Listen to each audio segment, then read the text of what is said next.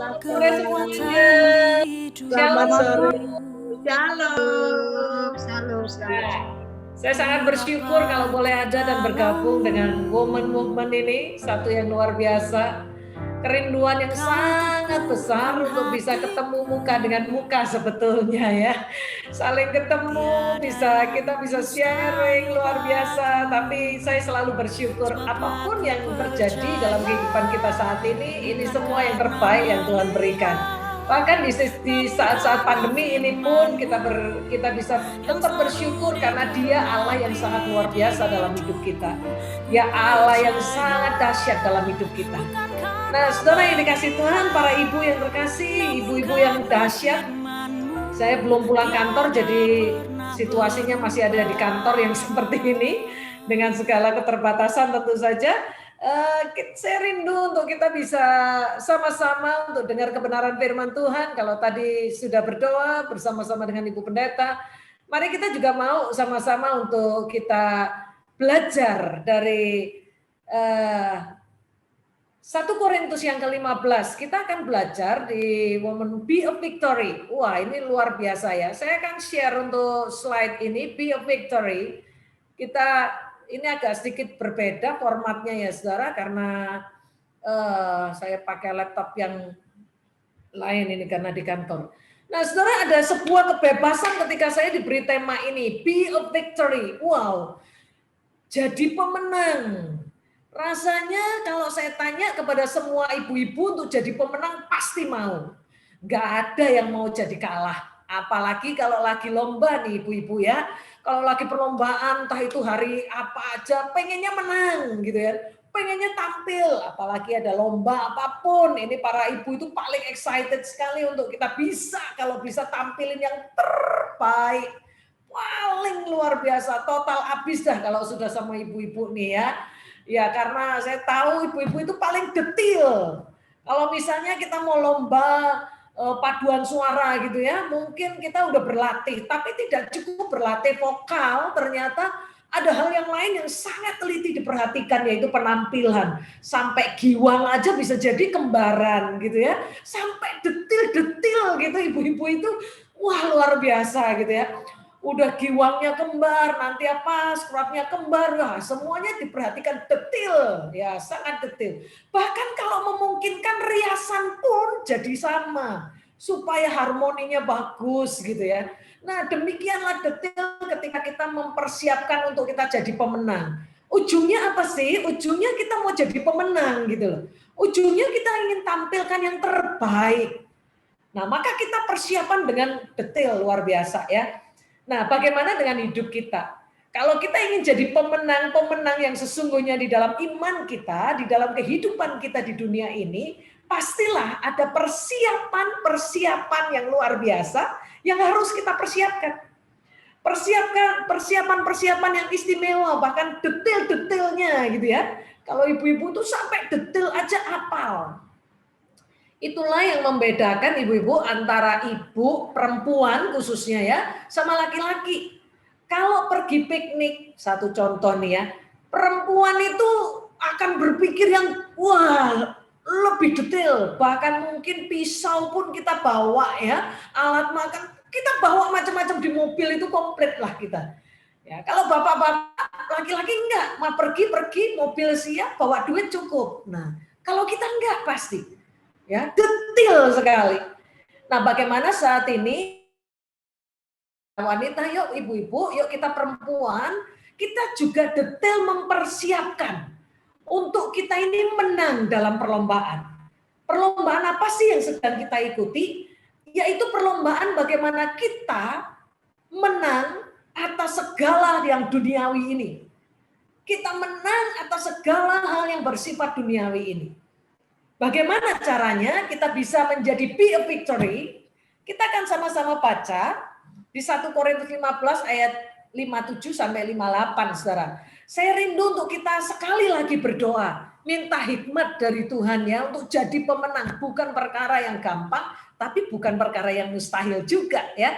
Kita akan tunduk sebentar di hadapan Tuhan. Bapa, kami rindu minta hikmat-Mu, kami siap diberkati, dan satu hal kami juga mau jadi berkat. Selesai kami mengikuti, bahkan dengar firman-Mu, kami mau jadi pemenang yang sungguh-sungguh menang. Terima kasih Tuhan, kami siap diberkati. Haleluya. Amin. Para wanita mungkin mengingat saya, beberapa kali sudah ada yang bertemu dengan saya. Nah, saya Triastuti, ya saya ingin share juga ini saya dengan keluarga. Saya istri dari seorang suami, namanya Daniel. Ya, nama saya Triastuti, Getri, tapi saya sudah ditambahi Tuhan satu, yaitu menantu ya. Ya, Pilia dengan Alek ini sudah menikah, ini anak saya nomor 1. Bahkan saya sudah dikaruniai cucu, jadi sudah oma-oma saya sekarang ini. Oh, saya sangat bersyukur. Ya karena jadi oma itu predikat yang saya senang sekali gitu ya. Anak nomor 2 saya Kesia, anak yang terakhir saya ini Hizkia. Ini anak-anak yang jadi berkat buat kami semua, dan kami mau kalau kami diberkati, kami rindu memberkati. Nah, semua bergerak di bidang medis. Anak-anak saya yang terakhir pun sedang studi kedokteran gigi di Malang. Yang kakaknya semua sudah selesaikan program dokternya dan sedang ambil spesialisnya. Nah, saya berkata, untuk kita bisa menang, apa yang harus kita lakukan? Ternyata sudah dikasih tahu sama Tuhan caranya, saudara. Yuk, 1 Korintus 15 ayat 57, 58 kita sama-sama mau baca di tempat masing-masing tentunya. Tetapi syukur kepada Allah yang telah memberikan kepada kita kemenangan oleh Yesus Kristus Tuhan kita. Karena itu saudara-saudaraku yang kekasih, berdirilah teguh, jangan goyah, giatlah selalu dalam pekerjaan Tuhan. Sebab kamu tahu bahwa dalam persekutuan dengan Tuhan jerih payahmu tidak sia-sia. Wow, saya mau berkata saudara, untuk jadi pemenang, ya, untuk jadi pemenang saudara, ternyata juga ada syaratnya saudara. Apa syaratnya? Syaratnya yang pertama, saudara, dikatakan dalam 1 Korintus 15 ayat yang ke-57 sampai 58, syaratnya yang pertama ternyata percaya kepada Allah. Banyak orang sih bilang, orang Kristen terutama bilang percaya kepada Allah. Tapi seberapa banyak kita juga ragu-ragu, saudara. Ada ngadepi masalah dikit terus gimana ya? Apakah mungkin? Apakah bisa? Apakah ini? Keraguan muncul dari diri kita. Nah, ternyata Tuhan berkata bahwa untuk jadi pemenang percayanya kepada Allah. Yang kedua dari ayat yang ke-58 berkata buat kita, berdiri teguh, jangan goyah, giat dalam pekerjaan Tuhan. Wow, ini syarat jadi pemenang ya. Pertama, percaya kepada Allah, itu ayat yang ke-57 berkata, ya. Percaya kepada Allah. Jadi kalau percaya bukan percaya kepada hal yang lain, saudara. Tapi percaya kepada Allah. Siapa dia? Dia yang sudah menebus dosa pelanggaran saudara dan saya. Dia yang sudah mati buat saudara dan saya. Dia yang sudah menebus dosa pelanggaran saudara dan saya. Jadi ketika kita mau menghadapi peristiwa Paskah ini menjadi pemenang, Yesus sudah terlebih dahulu saudara menjadi pemenang. Dan ketika dia bangkit, dia berkata ketika dia bangkit, kita pun dibangkitkan bersama-sama dengan dia. Artinya tidak lagi menjadi manusia lama kita, tetapi kita menjadi manusia baru kita. Nah, bagaimana hidup manusia baru? Saudara bisa baca manusia baru. Ya, bagaimana kehidupan manusia baru itu seharusnya seseorang tinggalkan kehidupannya. Efesus yang keempat ayat 17 sampai dengan ayat yang ke-32 mengajar kepada kita bagaimana hidup menjadi manusia baru. Satu contohnya saudara, ayat yang ke-17 berkata, sebab kukatakan dan kutegaskan kepadamu di dalam Tuhan, jangan hidup lagi sama seperti orang yang tidak mengenal Allah, yang pikirannya sia-sia. Nah, para wanita yang dikasihi Tuhan, kita tahu bahwa kita ini makhluk yang senang bergerak atau memang sudah dari sononya kita juga bergerak dengan perasaan kita ya. Seringkali bapernya lebih kenceng kalau wanita itu. Tapi kan saya mau berkata, wanita-wanitanya Allah, perempuan yang sudah hidup di dalam Tuhan, tidak lagi model baper, saudara. Tetapi hidup di dalam Kristus yang tidak sama lagi seperti orang-orang yang tidak mengenal Allah. Kalau orang-orang di dunia boleh hobi baperan silakan. Tapi orang-orang yang sudah percaya Yesus bukan baperan, saudara. Tapi jadi berkat. Kalaupun kita mungkin mengalami berbagai-bagai pergumulan. Firman Tuhan jelas berkata buat kita. Bahwa pergumulan yang saudara dan saya alami tidak akan pernah melebihi kekuatan kita. Di saat pandemi ini sedang berlangsung, ada banyak kita bergumul, bahkan Buning sendiri juga bergumul. Tahun lalu saya juga bergumul, sama saudara. Anak-anak saya semua ada di rumah sakit, mereka semua dokter, mereka juga bergumul. Kita bergumul, tapi satu yang terus saya perkatakan, percaya kepada Allah. Karena Dia selalu memberi yang terbaik dan tepat. Tepat seperti apa yang kita perlukan. Dan Dia tahu kapasitas kita. Pencobaan yang kau alami tidak akan pernah melebihi kekuatan. Sungguh siapa kita. Justru melalui persoalan-persoalan dalam hidup kita, kita akan semakin mengenal Dia, semakin mengenal kuasanya, semakin mengenal betapa dahsyatnya Allah kita. Siapa Jehovah Jireh buat kita, siapa Jehovah Rafa buat kita. Kita tahu sungguh lewat persoalan-persoalan dalam hidup kita. Jadi jangan lagi hidup sama seperti orang yang tidak mengenal Allah. Kalau orang percaya kepada Allah, akan menjadi orang yang kuat berdiri teguh, saudara. Orang yang percaya kepada Allah nggak akan pernah bimbang hidupnya. Walaupun saat ini kita menghadapi berbagai-bagai pergumulan dalam hidup kita ini. Ya, saya pelayanan, saudara, kalau dikatakan saya tidak induk pada satu gereja, dan hidup saya tidak dibiayai oleh gereja, tidak dibiayai oleh organisasi, tapi saya dibiayai dan saya dihidupi oleh Tuhan yang begitu luar biasa. Jadi ketika kami pun ada di pandemi ini, kami berkata percaya kepada Allah, Dia Allah yang dahsyat mencukupkan keperluanmu. Ketika anak saya berkata, Mam, ada berkat enggak? Ketika satu keterima di spesialis, masuk di Undip, dia tanya kepada saya, Mam, ada berkat enggak aku buat sekolah? Saya bilang selalu ada berkat. Selalu ada berkat, karena berkatnya enggak pernah berhenti dalam hidup kita. Dia tanya, maksudku tuh Mam, aku nih butuh uang Mam, buat bayar kuliah nih Mam, masuk kuliah nih Mam, gimana Mam? Ya nggak usah gimana-gimana, kalau Tuhan sudah kirim kamu sekolah ke sana, Tuhan juga yang akan mencukupkan segala keperluanmu. Percaya kepada Allah. Nah saudara, ketika saya berkata percaya kepada Allah, sungguh saya belum melihat sejumlah uang yang harus kami pakai untuk membayar. Tapi iman saya berkata Tuhan mencukupkan tepat pada waktunya. Percaya kepada Allah. Karena saya tahu bahwa saya nggak akan punya cara berpikir seperti orang-orang yang belum kenal Allah. Kalau orang yang belum kenal Allah ragu-ragu, bingung, khawatir. Enggak, firman Tuhan jelas berkata kepada kita, lewat pujian juga kita belajar. Jangan kamu khawatir, apa yang kau makan, minum, pakai. Jangan kamu khawatir, Bapa di surga memelihara. Apa yang harus kita cemaskan? Kita punya Allah yang dahsyat, asal kita percaya kepada Dia. Tetapi rasa percaya ini kalau saudara gabung dengan ada sedikit keraguan, ingat kisahnya Petrus ketika lihat Tuhan berjalan di atas air. Dia berkata, kalau engkau Tuhan bawa aku bisa jalan di atas air. Tuhan bilang, ayo datang. Nah ketika Petrus datang ke situ, dia lagi melangkah, dia bisa. Tapi saat dia tidak percaya, saat dia ragu-ragu, dia mulai tenggelam. Tuhan berkata, kamu sih nggak percaya. Gampangnya dengan bahasa kita berkata, ayo para perempuan yang dikasih Tuhan, nggak mudah memang, tapi bukan itu mustahil. Enggak. Saya percaya Buning sekeluarga pun ngalami, percaya kepada Allah, ada mujizat kesembuhan yang terjadi. Nah kita percaya kepada Allah. Yuk Allah bisa kerjakan yang luar biasa. Apa yang enggak kita pikir saudara, Allah sanggup sediakan. Maka percaya saja kepada Allah. Karena ketika kita percaya kepada Allah, kita tahu, kita mengakui bahwa Dia yang sudah bangkit dari antara orang. Sinyalnya mati ya?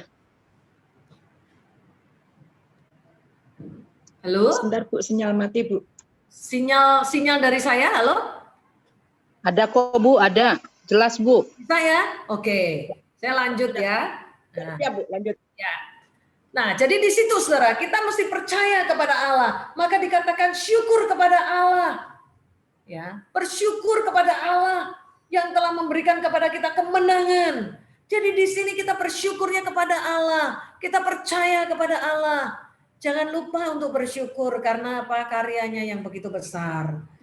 Dia sudah mati di atas kayu salib, dia menebus dosa saudara dan saya. Jangan lagi hidup menurut cara hidup orang-orang yang belum mengenal Allah. Jadi kenali Allahmu dengan sungguh, kenali Allahmu dengan baik, supaya engkau tak ragu-ragu dalam melangkah. Yang kedua, saudara, berdiri teguh. Nah, kalau berdiri teguh, itu namanya nggak goyah, saudara. Ya, berdiri teguh itu kokoh, ya. Nah, berdiri teguh berarti membawa saudara dan saya belajar. Kita seperti yang dikatakan di kitab Kolose yang kedua, kalau kita sama-sama baca Kolose yang kedua, ya dikatakan di situ kalau mau berdiri teguh, syaratnya atau caranya gimana? Orang seringkali bertanya, Bu, saya pengen berdiri teguh. Bu, saya pengen tetap percaya kepada Allah, tapi kok seringkali ragu-ragu ya. Gimana, Bu? Nah, baca Kolose yang kedua, ayatnya yang ketujuh. Harusnya apa, saudara? Orang yang bisa berdiri teguh itu dia berakar di dalam dia. Berakar di dalam Kristus. Dibangun di atas dia. Sehingga dia akan dikatakan di situ. Hendaklah kamu bertambah teguh dalam iman yang telah diajarkan kepadamu. Hendaklah hatimu melimpah dengan syukur. Jadi kalau mau berdiri teguh syaratnya. Ini bolak-balik bicara syarat ya saudara. Karena kita harus punya fondasi saudara. Kalau mau bisa berdiri teguh, fondasinya mesti benar. Dan fondasinya itu adalah berakar di dalam dia. Jadi hidup kita para wanita mesti hidup di dalam Tuhan. Gak bisa enggak, saudara. Jangan banyak alasan, gak bisa doa pagi, gak bisa bersekutu dengan Tuhan karena sibuk, karena banyak kegiatan. Enggak, saudara, untuk berdiri teguh kuncinya saudara mesti berakar di dalam dia. Dan berakar di dalam Kristus itu hanya melalui kebenaran firman Tuhan. Baca firman, miliki fellowship indah dengan Tuhan. Baru kita akan kenal. Baru kita akan tahu bagaimana cara kita survive hidup. Kalau ragu-ragu pasti saudara kita masih punya ini daging gitu ya. Jadi kadang kita merasakan, bisa nggak ya? Tapi kalau kita kenal firman dengan baik, kita berakar di dalam Tuhan, dengan cepat firman itu mengcounter segala kecemasan, keraguan, bahkan mungkin kebimbangan kita. Ya. Ketika tadi saya berkata, anak saya bilang, Mam, buat bayar kuliah, Mam, buat persiapan masuk ke PPDS gimana? Saya ingat janji Tuhan. Tuhan itu selalu mencukupkan keperluanmu. Tuhan sendiri yang Jehovah Jireh itu mencukupkan segala keperluan kita. Saya berkata bahwa Tuhan itu baik. Ketika dia sudah merancangkan ini, semuanya pasti dalam covernya Tuhan. Dan semuanya tercover, saudara. Semuanya tercover. Dan saya berkata bahwa Tuhan itu ajaib, ajaib, ajaib, dan ajaib. Saya selalu berkata bahwa Allah itu dahsyat. Tapi untuk bisa berkata seperti itu harus berakar. Percaya penuh sama Tuhan. Berakarnya di dalam Tuhan. Jangan di dalam kekayaan kita. Nanti kalau kekayaan kita habis, bingung saudara. Kalau misalnya kita bergantung pada suami dipanggil pulang Tuhan, bingung saudara. Saya barusan melayani seorang istri yang ditinggal pulang suaminya, artinya meninggal. Di pekuburan dia berkata gini, kenapa kok lebih dulu? Terus aku ikut siapa? Wah, di kuburannya dia berkata gitu, terus aku ikut siapa? Saya dalam hati gini, wah ini pasti enggak berakar di dalam Tuhan nih, kurang kuat nih. Kenapa saya berkata kurang kuat? Loh kok dia ikut siapa? Ya ikut Tuhan tuh ya, ikut Tuhan tuh. Karena setiap kita pasti pulang, tinggal waktunya yang beda-beda. Tidak urut umur saudara, enggak ada yang urut umur. Jangan mikir yang lebih tua pulang duluan, enggak. Tapi anytime kita bisa pulang dan siapa lebih dulu suami atau kita nggak pernah tahu. Tapi Tapi kalau kita kuat di dalam Tuhan, kita tahu bahwa pulang ke rumah Bapa itu adalah sukacita. Karena Paulus ngajar buat kita, mati itu untung, kalau hidup bagi Kristus. Nah itu saudara yang kita harus berjuang. Jadi berdiri teguh. Berdiri teguh punya syarat, punya dalam Tuhan. Maka miliki pengenalan akan Tuhan dengan baik. Dulu ketika orang bertanya dengan saya, kenapa sih Bu mau repot-repot sekolah?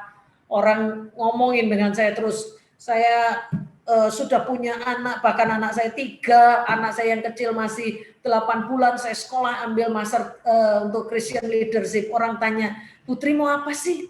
Kurang apa coba di hidupmu? Kenapa mau sekolah lagi? Saya bilang, ya karena saya sekolah, saya kepengen tahu, saya belum banyak tahu. Lalu saya ambil master di teologi, saya ambil doktoral di teologi. Orang bertanya, kenapa mesti di situ? Saya bilang, saya mau berakar nih di dalam Tuhan. Ketika saya belajar dan belajar lagi kebenaran firman Tuhan, saya semakin teguh, kuat. Lewati badai demi badai, lewati pergumulan demi pergumulan, saya bisa teguh berdiri. Kenapa saya ingat kebenaran firman Tuhan? Saya belajar bahasa aslinya. Saya tahu, saya mulai menggali, mulai terus belajar dan terus belajar. Orang berkata, buat apa sih Putri? Ya supaya jalan saya nggak sesat dah. Udah gitu aja secara simpel. Kenapa? Karena saya bisa berbagi dengan anak saya juga. Ya, sekalipun mereka semua di kedokteran, ayo belajar teologi. Sekarang ada yang lagi ambil S2 teologi. Saya bilang, ayo belajar. Supaya apa? Supaya kita nggak tersesat, saudara. Dunia ini banyak sekali dah. Ada yang bilang bohong putih, bohong demi kebaikan. Lah kalau saya belajar Alkitab nggak ada bohong demi kebaikan, nggak ada, saudara. Kalau orang udah tahu berdiri teguh di dalam Tuhan, bohong itu dosa, udah gitu aja, saudara. Jadi nggak ada bohong kecil, bohong besar, bohong putih, nggak ada, saudara. Bohong is bohong, upah bohong dosa itu upah dosa maut, saudara. Udah selesai. Jadi kalau kita mengerti di situ, kita berdiri kuat. Karena firman Tuhan ngajar, kalau iya katakan iya, tidak katakan tidak. Udah selesai gitu aja. Iya, ayo kita berkata berdiri teguh kuat di dalam Tuhan. Dibangun juga di Tuhan, bukan dibangun dengan kekayaan kita, dengan kepandaian kita saja, enggak, saudara. Saya bersyukur bisa punya kesempatan untuk studi, tapi yang enggak punya kesempatan untuk studi, apakah terhalang untuk belajar? Tidak, saudara. Sekarang belajar itu macam-macam, lewat kita sharing begini di momen-momen, kita belajar. Lewat dengar-dengar khotbah, kita belajar. Lewat bacaan-bacaan, kita belajar. Ya kan? Nah, kalau kita mau keluar jadi pemenang, ya mestinya berdiri teguh. Kalau lagi ada pergumulan kok kita memble, kita terpuruk, ya nggak bakalan jadi pemenang, saudara.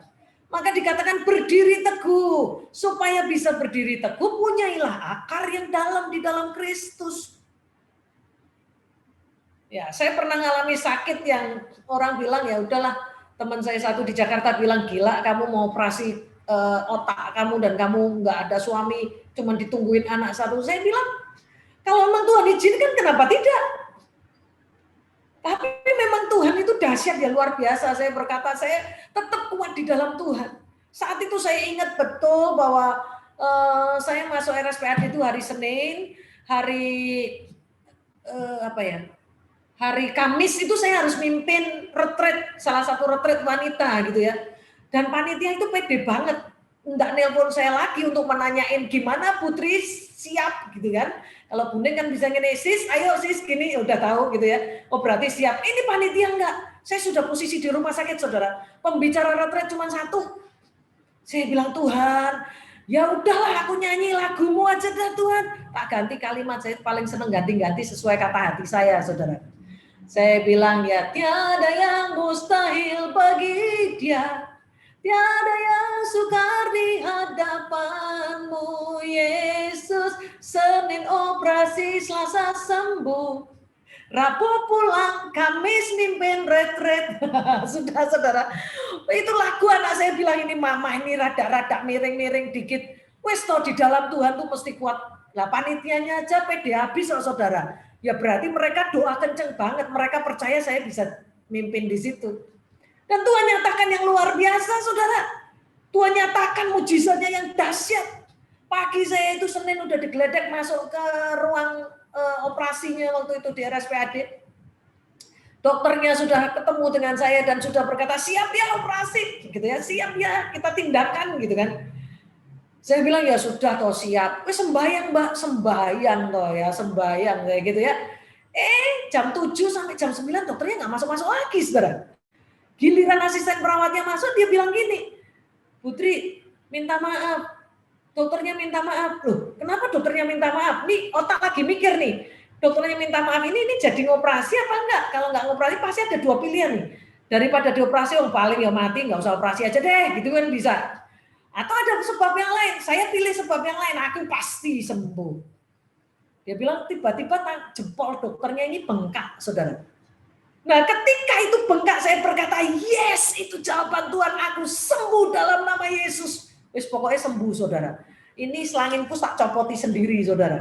Turun dari ini rebarnya operasi, turun keluar saudara. Anak saya bingung. Tapi saya mau berkata, sampai hari ini kepala saya nggak kenapa-kenapa saudara. Sembuh. Kalau kita percaya bahwa Tuhan kita dahsyat, tidak ada yang mustahil saudara. Tapi semua dalam rencana Dia loh ya. Jangan mencobai. Saya percaya karena ada karya yang belum selesai lah, itu tadi retret itu loh. Masih ada panitianya percaya benar saya mesti bicara, jadi saya enggak dikasih mati dulu atau gimana gitu ya saudara. Bisa sampai hari ini bisa ya saudara. Jadi berdiri teguh itu apa? Di dalam kebenaran firman Tuhan. Hanya masing-masing orang diproses dalam kapasitasnya sendiri-sendiri ya saudara. Berdirilah teguh di dalam Tuhan, berakar di dalam Dia. Sehingga engkau enggak ragu-ragu dalam melangkah apapun yang kau langkahkan. Ya, kalau kita percaya, kita berdiri teguh. Nah, kalau orang sudah berdiri teguh ya jangan goyah. Jangan goyah. Karena kalau orang goyah berarti dia nggak berdiri teguh. Maka latihannya ada toh latihan yang kayak anak-anak itu latihannya di titian gitu, ada balok kecil. Kalau orang jalan di jalannya lebar nggak mungkin jatuh. Coba di pematang sawah yang kecil, pasti dia akan belajar untuk menseimbangkan tubuhnya supaya nggak jatuh, menseimbangkan. Nah ini loh saudara, untuk menseimbangkan inilah dibutuhkan latihan-latihan. Untuk kita bisa tidak goyah dibutuhkan latihan-latihan. Nah latihan ini sangat diperlukan. Ya, latihannya lewat apa? Lewat pergumulan demi pergumulan dalam hidup saudara. Hidup saya pun dipenuhi dengan pergumulan. Iya, tapi firman Tuhan kan ngajar ya saudara, kalau sudah berakar di dalam Tuhan kan Tuhan juga bilang, anggaplah sebagai sebuah kebahagiaan ketika engkau jatuh dalam berbagai-bagai pergumulan.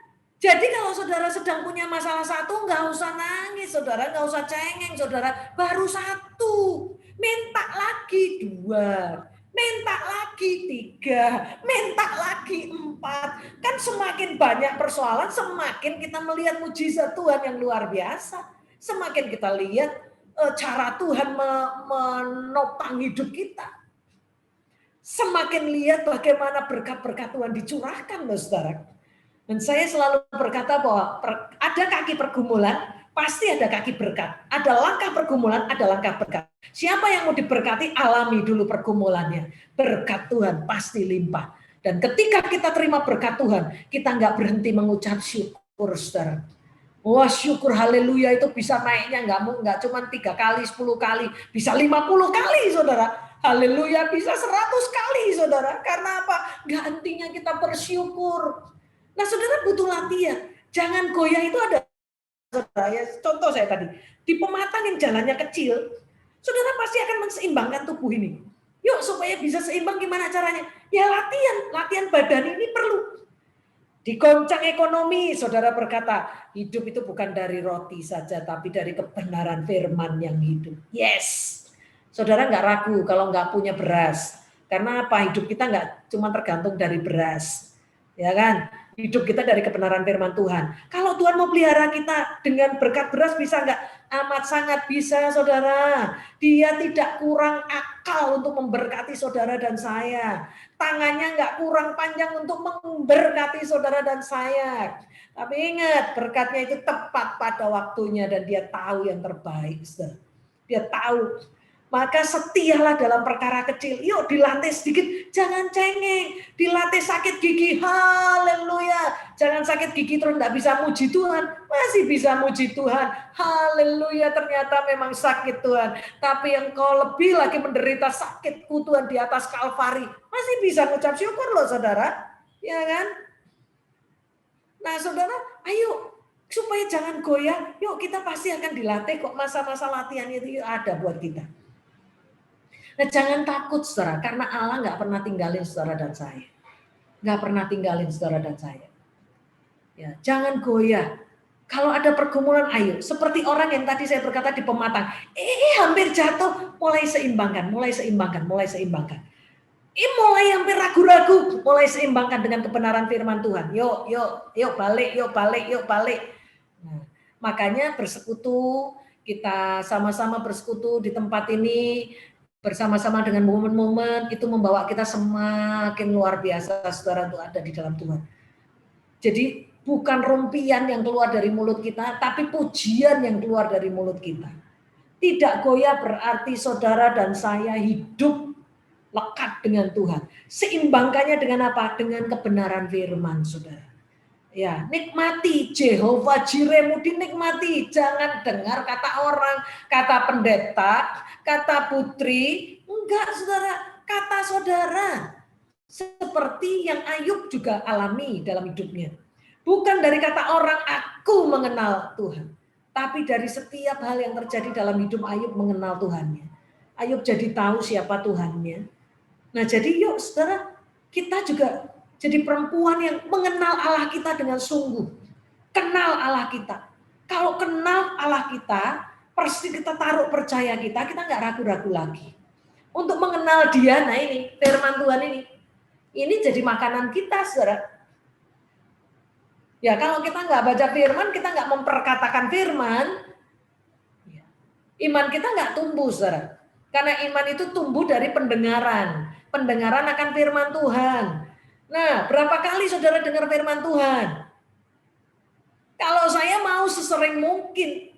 Ketika saya berjalan, saya berkata, Tuhan engkau baik, engkau gembala yang baik. Perkatakan kebenaran firman. Saat nyetir mobil, saat saudara masak, saat saudara apa. Anytime dengerin firman Tuhan.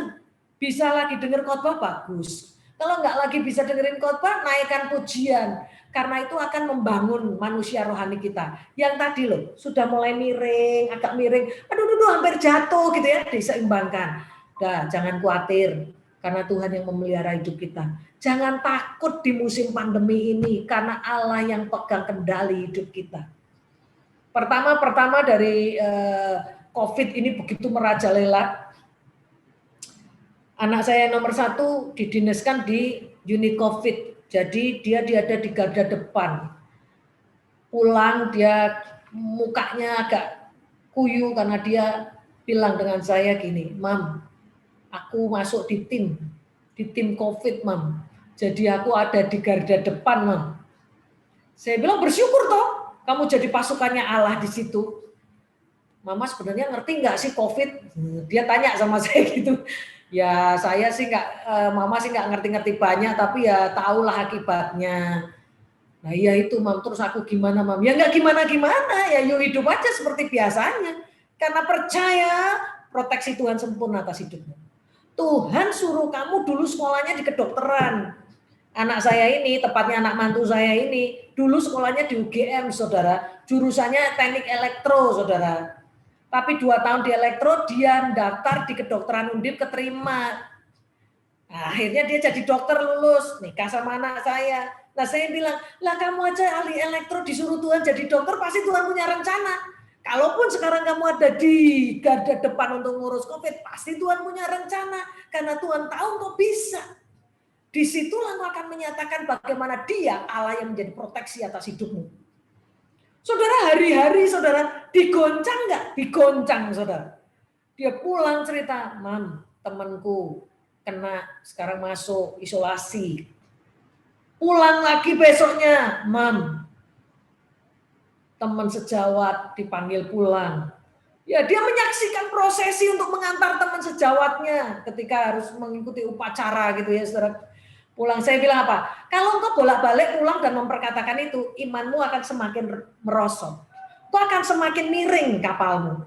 Tapi yuk sekarang berubah. Katakan, proteksi Tuhan sempurna atas hidupku. Apapun yang terjadi dalam hidupku, itu terbaik yang Tuhan beri. Mau apapun yang terjadi, itu sudah yang terbaik. Karena Tuhan berfirman, tidak ada sehelai rambut pun jatuh tanpa seizin Tuhan. Ya kan? Ada pujiannya. Kalau engkau nggak sempat baca, perdengarkan itu di telingamu. Sehingga engkau nggak semakin merosot goyah, tapi engkau semakin firm, steady gitu ya. Kuat. Nggak goyah lagi. Nah, akhirnya mulai hari-hari dibangun dengan kebenaran firman Tuhan, terus diperkatakan, dia memperkatakan sendiri. Ayo pokoknya sembahyang firman Tuhan ya, protokol kesehatan pasti dilakukan, itu pasti. Tapi terus sama Tuhan untuk lekat dan lekat. Sampai hari ini saudara, tetap dinas di situ saudara ya. Tapi dia berkata sekarang COVID sudah menurun, Mam. Nah saya berkata apa? Cara Tuhan itu dahsyat. Saya bilang dengan pandemi ini kita juga bisa melihat cara Tuhan menolong hidup kita. Dulu anak saya sempat dia berkata, aduh gimana ya Mam, aku bisa selesaiin nggak ya Mam studiku S2 ini, aku lagi hamil. Oh ya, saya jawabannya gampang ya, nanti cuti toh, kuliahnya cuti dulu, lahirkan ngasuh anak. Tapi bisa jadi sih Tuhan izinkan nggak usah cuti. Saya dulu bilang gitu saudara, sebelum ada pandemi itu saudara, bulan Agustus. Dia bilang, wah nanti pas anakku lahirannya bulan gini Mam, wah kuliah berarti cuti ya Mam. Ya kalau Tuhan mau kamu cuti ya cuti, kalau Tuhan mau kamu nggak cuti ya nggak cuti gitu ya. Ternyata ada pandemi saudara. Kalau tadi suaminya bergumur karena dia di pojok ini, dia bersyukur karena pandemi saudara. Karena apa? Karena pandemi dia nggak perlu cuti saudara. Bisa melahirkan kuliah online di rumah sakit, bisa ngasuh anak tetap kuliah online. Akhirnya dia bisa menyelesaikan programnya masternya saudara. Nah saya berkata ketika kamu goyah, ayo katakan kebenaran firman Tuhan. Kalau Tuhan izinkan itu terjadi dalam hidupmu, percaya dia juga yang akan pegang kendali atas hidupmu. Jadi nggak perlu goyah, saudara. Karena memang nggak boleh goyah. Kan Tuhan bilang di sini ya, dikatakan di sini. Karena itu, nah kalau kita sudah tahu punya kemenangan, kita kan di atas sudah diberikan kepada kita, yang telah memberikan kepada kita kemenangan, saudara, ayat 57. Kita ini sudah diberi kemenangan, tapi kita ini akan menjadi pemenang kalau kita ya percaya sama Tuhan. Kalau nggak percaya sama Tuhan kan nggak jadi pemenang, saudara. Kita jadi ngelokro itu sudah nggak jadi pemenang, saudara. Kita jadi hopeless, tidak punya harapan itu sudah nggak pemenang, saudara. Dan itu bahaya kalau kita para perempuan, apalagi ibu-ibu, apalagi oma-oma, yang mungkin di sekelilingnya banyak orang-orang di sekitar. Hidup kita dilihat suami, dilihat anak, dilihat mungkin orang-orang pekerja di sekitar kita. Kalau kita hopeless, kalau kita patah semangat, ini orang-orang di sekeliling kita ini akan bilang apa lagi? Di pandemi ini mungkin kita bilang gini, aduh karena pandemi ini usaha bangkrut, usaha gini, waduh susah ini hidup. Nah Anda perkatakan susah ya susah benar saudara. Tapi kalau Anda perkatakan mau apapun yang terjadi, mau pandemi sekalipun, aku percaya dia Allah yang tahu memberi yang terbaik. Jadi nggak sampai terjatuh saudara, tetapi saudara menjaga semuanya. Saudara tahu bahwa saudara sudah diberi Tuhan kemenangan loh. Ketika Tuhan sudah bangkit, ya Tuhan kita bangkit, kita juga bangkit saudara. Ada kuasa dalam diri kita. Kita ini jadi pemenang. Ya, enggak lagi dikuasai dosa. Kalau hidup dosa, kedagingan kita ini masih kecemasan, ragu-ragu, hidup suka-suka sendiri itu masih di diri kita. Tapi kalau kita udah jadi manusia baru, kita enggak sama lagi sama orang yang tidak mengenal Allah. Seperti tadi di kitab yang Efesus tadi berkata manusia baru. Ya, tapi harus apa? Kolose 2 ayat 7 berkata berakar di dalam Dia. Nah, saudara yang terakhir apa yang harus kita lakukan? Nah, ini dia. Giat dalam pekerjaan Tuhan. Ya, orang nanya dengan saya, Bu, COVID gini masih pelayanan enggak? Loh, pelayanan masih lah. Harus pelayanan. Karena hidup kita ini kan hanya melayani. Wong kita ini pelayan. Coba saudara, kalau pelayan nggak melayani kan dipecat saudara. Nah kan bahaya saudara. Lah kalau kita mau peroleh hidup diperkenan oleh Allah Bapa kita, ya tetap melayani, saudara. Dan melayani itu enggak harus jadi gembala, enggak harus jadi pekerja di gereja. Kalau memang itu pelayanan kita, it's okay, kerjakan. Tapi kan ada banyak pelayanan yang lain. Pelayanan di rumah tangga itu juga luar biasa. Pelayanan saudara dalam pekerjaan itu juga luar biasa. Saudara dalam bisnis, saudara bikin sambal pecel, saudara bikin apa ini, woman ini kan banyak kali ini. Jadi kadang-kadang yang order-order di sini nih terima apa ini, yang naikkan berita-berita itu kalau saya lihat, oh ada yang jualan siomay, ada yang jualan ini.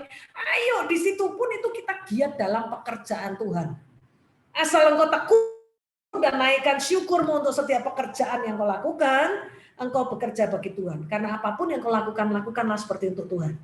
Jadi giat dalam pekerjaan Tuhan karena apa? Kita nggak bersungut-sungut loh saudara. Kalau giat dalam pekerjaan Tuhan itu ya kita melayani, balik lagi melayani.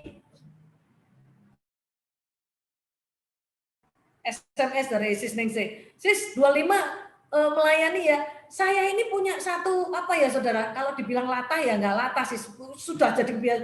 Kalau disuruh melayani itu jawaban saya cuma yes, siap gitu loh. Oke, siap gitu loh saudara. Habis itu baru saya mikir saudara. Hah, tanggal 25 Tuhan Yesus engkau dahsyat. 25 Tuhan, 25 itu hari Kamis Tuhan. Padahal saya punya jadwal ngajar saudara, hari Senin sampai hari Kamis saudara saya ngajar. Jamnya sama. Dan di hari Kamis juga saya ini ada pelayanan, rapat sampai gini. Saya bilang Tuhan Yesus engkau tahu loh Tuhan, aku sudah siap loh Tuhan. Segalanya aku taruh di tanganmu Tuhan. Saking semangatnya loh Tuhan, mau loh Tuhan. Tuhan bantu aku, tolong aku atur waktu. Saudara ngatur waktu. Saya bilang oke, meeting kita maju ya jam 11, jam 2 selesai, saya langsung masuk woman. Yes Tuhan, saya berdoa lagi buat para mahasiswa saya. Tuhan Yesus, berikan hatimu Tuhan untuk setiap mahasiswa yang ada. Ketika saya share, nak, bunda ngajar sore ya, jam 6 sore, kira-kira ada yang setuju atau enggak, ada yang keberatan atau tidak. Karena aturan di tempat kami boleh bernegosiasi dengan mahasiswa asal semuanya setuju. Kalau ada yang enggak setuju, kembali ke jadwal awal. Wah, saya bilang ini, Tuhan Yesus engkau dahsyat gitu ya. Saya WA di grup mahasiswa saya, puji Tuhan, semua berkata, nggak apa-apa bunda, jam 6 kita kuliah bunda, haleluya. Jadi selesai dari saya woman movement ini, saya pulang ke rumah, pas saudara nanti jam 6 ngajar, saudara. Saya bilang cara Tuhan itu luar biasa, saudara. Saya memang banyak kali lupa, saudara. Jadi pokoknya saya suruh melayani itu jawaban saya cuma yes, oke, siap, gitu dong, saudara. Karena saya tahu Tuhan pasti memperlengkapi saya. Tuhan pasti membuat saya bisa. Karena apa? Karena ini pekerjaan dia loh. Dan dia kalau memberikan, saya percaya. Sis Ningsih ini, WA saya pasti juga sudah sembayang kan. Wah ini Putri yang harus mimpin, itu pasti sudah didoakan. Bahkan temanya pun dia sudah berikan, itu pasti cara-cara Tuhan. Dan jawaban saya hanya tinggal oke, siap. Karena prajurit nggak ada jawaban yang lain kan saudara ya. Kalau kita ini hamba kan disuruh Tuhan kan tinggal, ya Tuhan siap sedia. Kapanpun waktunya gua siap Tuhan. Nah, tetap giat dalam pekerjaan Tuhan. Saya kalau nggak sakit, di mana saya nggak bisa bangun, saya nggak akan berkata tidak untuk sebuah pelayanan. Saya akan tetap berkata yes, siap melayani. Kecuali memang saya sudah tidak bisa berdiri, nah itu saya nggak bisa. Tapi kalaupun mungkin sekarang zamannya online beda kan saudara ya, di tempat tidur pun masih bisa loh, sekarang ini luar biasa loh. Ya karena kemarin saya sempat agak drop gitu ya. Jadi sharing saya sambil di tempat tidur bisa tetap excited ya. Cuman saya nggak punya banyak energi untuk keluar. Nah, saudara, giat dalam pekerjaan Tuhan. Kita tahu dalam pekerjaan Tuhan, saudara, Tuhan tuh nggak pernah berutang pada kita, nggak pernah berutang pada kita. Setiap hal yang kita lakukan bagi Dia, berkatnya limpah atas hidup saudara dan saya. Berkat jangan dihitung hanya dengan uang, saudara. Beberapa teman pelayanan saya, dia berkata biasanya kalau nggak pandemi ada banyak persekutuan diundang ke sana kemari ada. Saya bilang loh kita yang penting diundang sama Tuhan itu udah dahsyat loh. Soal finansial pasti Tuhan cukupkan karena berkat itu nggak cuma diukur dari uang, didoakan aja itu sudah dahsyat loh. Saya itu paling seneng kalau di persekutuan, diundang persekutuan, sampaikan firman. Kan percaya deh, nggak tahu itu cuman kebiasaan ritual atau apapun, tapi saya imani di setiap pelayanan pasti yang jadi pembicara didoakan kan saudara. Diberkatilah keluarganya, diberkati gini. Wah itu berkat anugerah yang luar biasa saudara. Saya berkata dengan anak-anak saya semua, kalian sukses, kalian bisa capek sekarang ini. Kalian bisa lulus kedokteran cum laude itu karena banyak orang berdoa untuk keluarga kita. Mereka selalu dalam mama pelayanan berdoa untuk Putri diberkati, keluarganya diberkati, ini diberkati. Wow, banyak orang berdoa. Dan saya percaya dengan doa-doa itu menjadi jawaban. Studi anak-anak lancar, Tuhan berkati, anak-anak bisa tetap studi dengan baik. Semuanya diatur, saudara. Dan saya percaya, saudara, berkat doa itu, wah, kuasa doa itu dahsyat dan luar biasa, saudara. Oh, saudara sudah pernah dengar sharing saya. Anak saya yang pertama itu ketika lahir, saudara.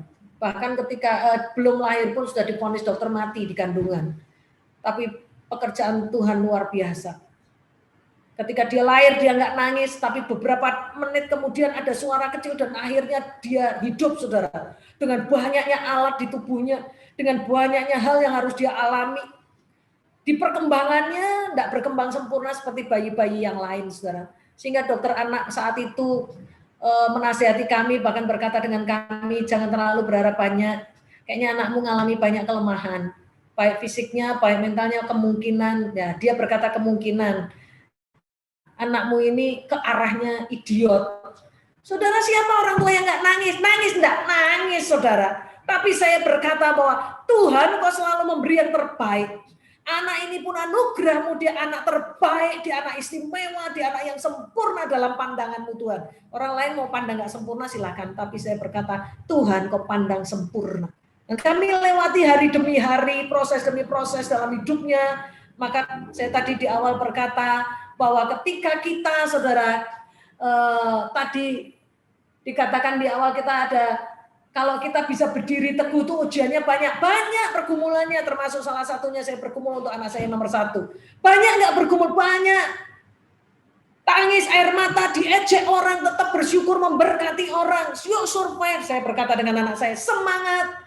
Jangan dengar apa kata orang, tapi dengar apa kata Tuhan. Tuhan selalu memberikan yang terbaik dalam hidupmu. Di usia 21 tahun, saudara.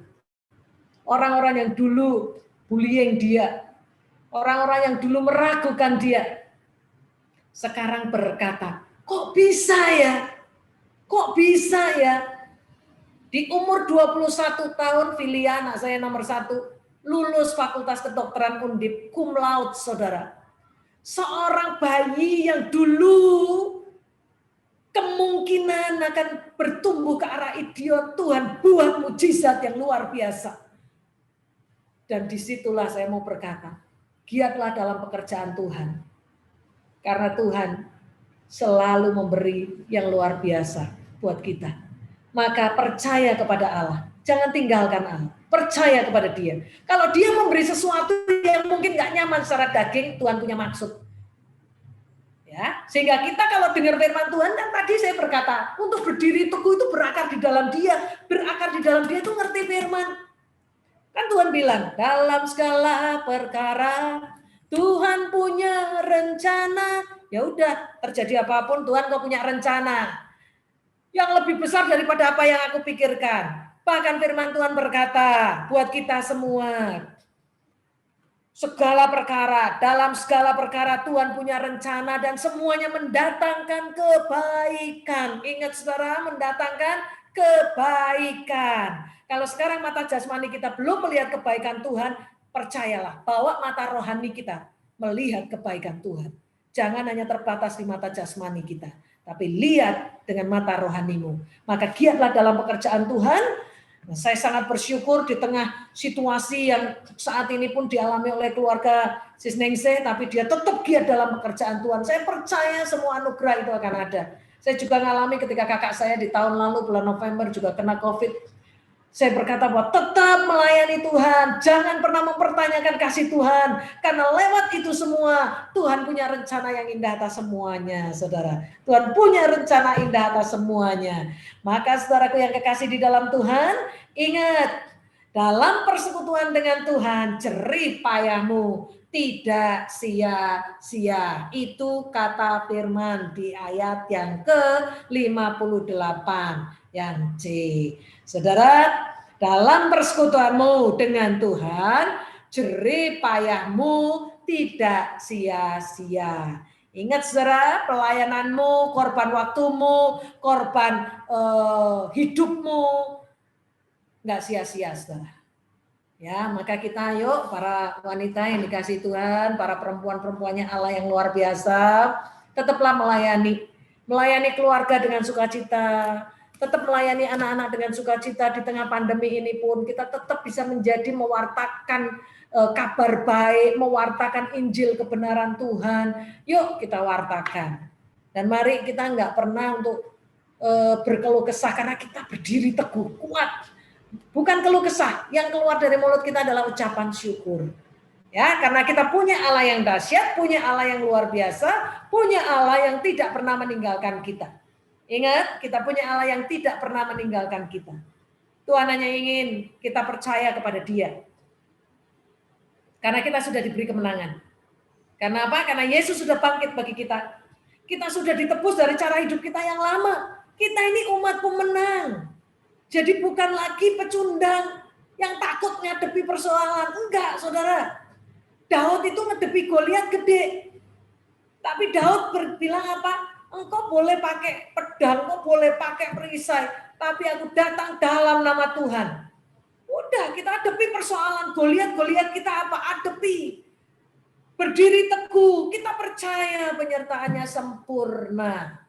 Jangan goyah, kalau hampir goyah, kayak tadi ilustrasi saya di pematang sawah, hampir goyah, perkatakan kebenaran firman, nyanyi. Saya paling senang nyanyi, saudara, kata bahwa jerih payah kita nggak sia-sia di dalam Tuhan, Dia Allah yang luar biasa, dan saya percaya pergumulan apapun dalam hidup saudara, Dia Allah yang tidak pernah tinggalkan kita. Yuk kita sembahyang, yuk kita berdoa. Bapak, kami mengucap syukur kami sudah boleh dengar kebenaran firman-Mu Tuhan. Ajari kami Tuhan, punya mental sebagai pemenang. Ajari kami Tuhan melakukan bagian kami. Untuk kami terus percaya kepadamu. Untuk kami tidak goyah, berdiri teguh, tidak goyah. Dan kami tetap giat dalam pelayanan yang Kau berikan buat kami. Terima kasih Bapa di dalam surga. Kau Allah yang luar biasa yang terus ada buat hidup kami. Kami percayakan hidup kami dalam kuasa tangan-Mu Tuhan. Dalam segala perkara, Kau Tuhan yang punya rencana. Dan kami percaya bersama-sama dengan Engkau, kami keluar sebagai pemenang. Terima kasih Bapa. Dalam nama Yesus kami sudah berdoa dan bersyukur. Haleluya. Amin. Oke, saya kembalikan Ibu.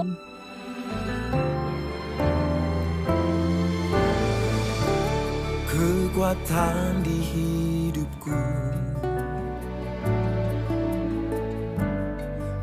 dapat firman-Mu tiada pernah berubah.